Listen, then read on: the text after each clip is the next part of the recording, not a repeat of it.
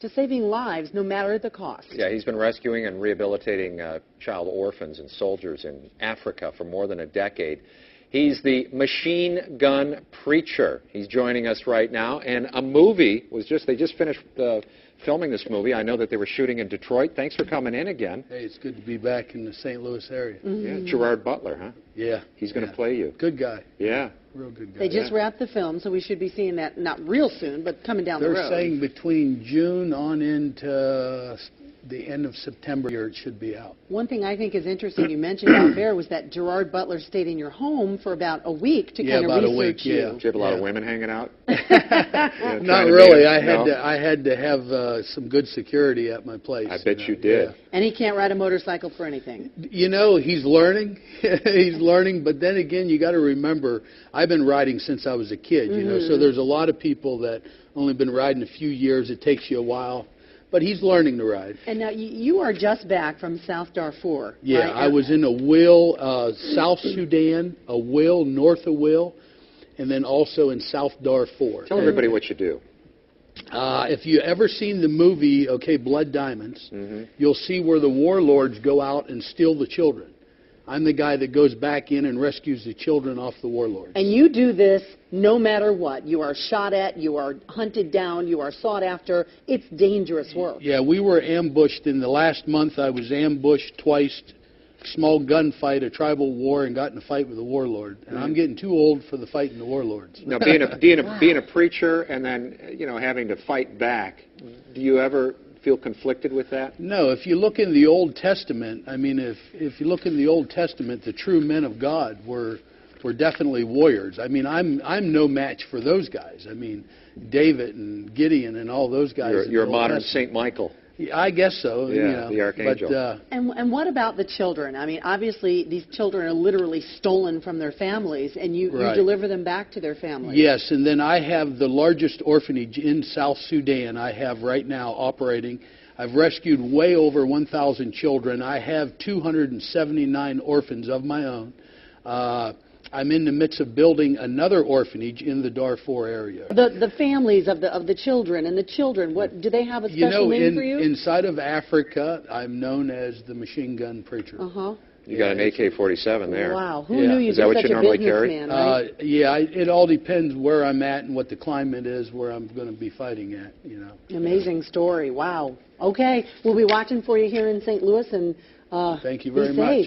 Thank you very much. How are you, sir? Good. Hey, tell me, okay, I'm reading your book, right? I'm only in about 3 chapters in, and tell me about the experience when you had just 2 trucks with you, and you were going into the village. I believe it was chapter 1. Right. This one hit so hard to me, and I immediately got done with the chapter, and I ran to my wife, and I told her about it, and she was like, that is awesome. Well, if you read through the book, all through the book, you can tell the stories that I'm telling are definitely true. But if you're in Africa and you hear these stories, they make me sound out like I'm some kind of a Rambo. Okay. I mean, I've heard stories where the Reverend come in with his soldiers and the bodies were stacked high, you know.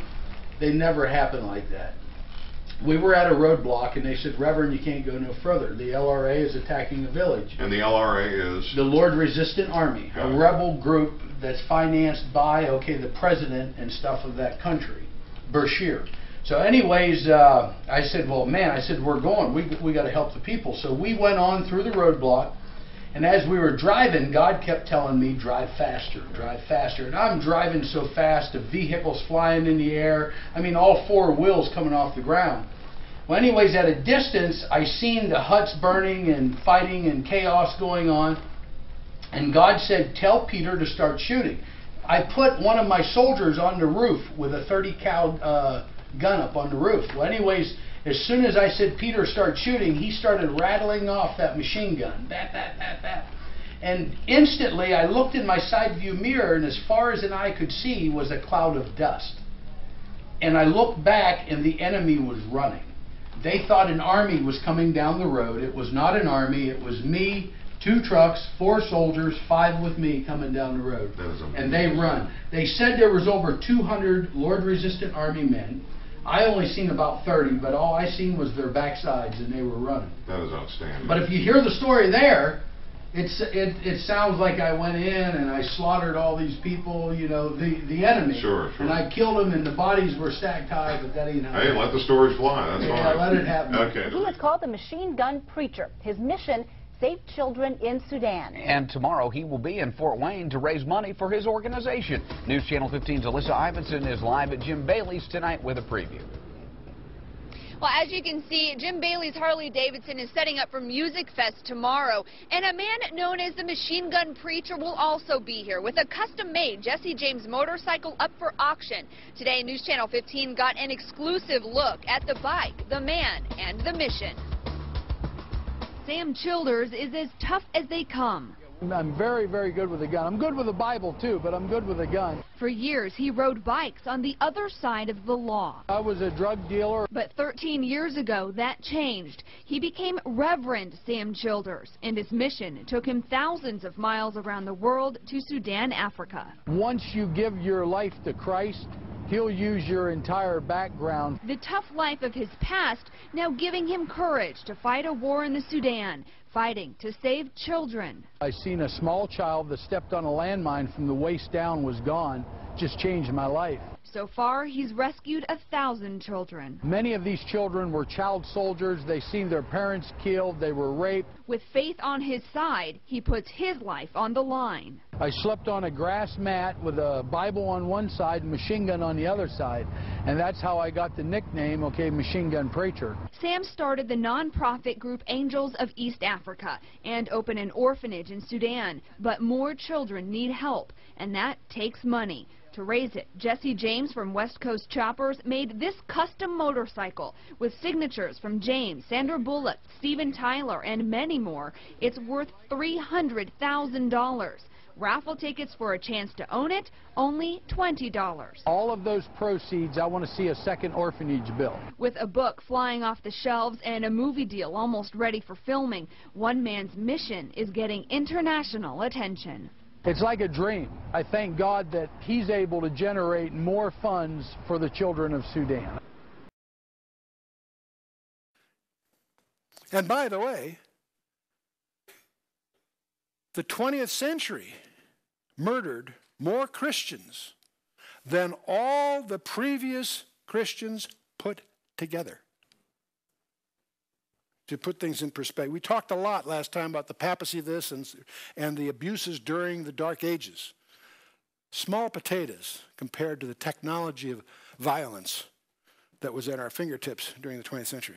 In those early centuries, under Roman persecution, there are more Christians under persecution today than ever before in history, in numbers.